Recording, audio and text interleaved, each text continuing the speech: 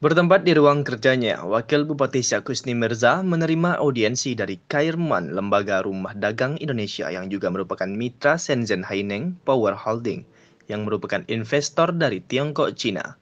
Pertemuan audiensi ini membahas tentang rencana tawaran kerjasama pemanfaatan kawasan industri Tanjung Buton.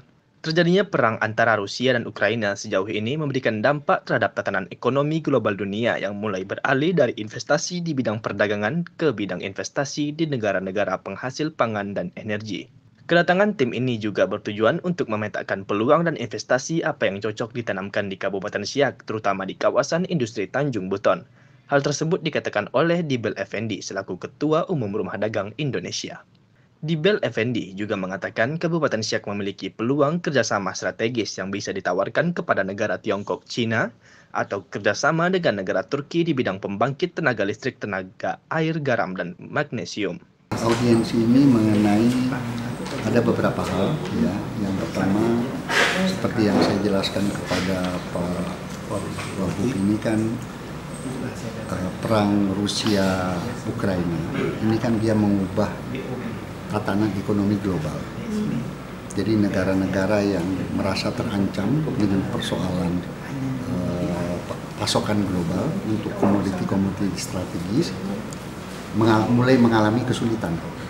Nah, semula mereka mengandalkan kepada perdagangan internasional, tetapi kemudian mereka sekarang lebih kepada investasi. Jadi mereka merasa lebih aman kalau mereka kerjasama dengan negara-negara yang memiliki pangan dan energi.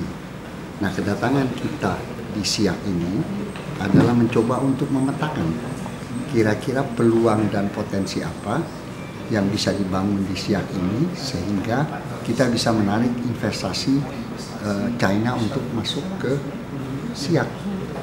Nah, kemudian aspek yang kedua berkaitan dengan masalah kawasan industri Tanjung Buton. Dari peta yang kami lihat itu ternyata sebetulnya cukup strategis posisi daripada kawasan industri Tanjung Buton dikaitkan dengan pelabuhan yang ada. Nah, ini setelah ini kita akan melakukan peninjauan di lapangan dan kalau seandainya kelihatannya ada kemungkinan untuk investasi, maka ada dua yang sedang kami olah dari Lembaga Rumah Dagang Indonesia, yaitu dari China ataupun dari Turki. Jadi itulah inti pokok. Dan yang ketiga, kita menjajaki kemungkinan untuk mendirikan pabrik pembangkit tenaga listrik dengan menggunakan air garam dan magnesium plate. Ini program sebetulnya kerjasama antara Lembaga Rumah Dagang Indonesia dengan Kementerian Desa Tertinggal. Intinya adalah untuk mencapai target elektrifikasi desa tertinggal 100% sesuai dengan target Pak Jokowi, yaitu pada tahun 2024. Dan ternyata target ini sulit dipenuhi oleh PLN. Oleh karena itu Kemendes mencari solusi lain non-PLN.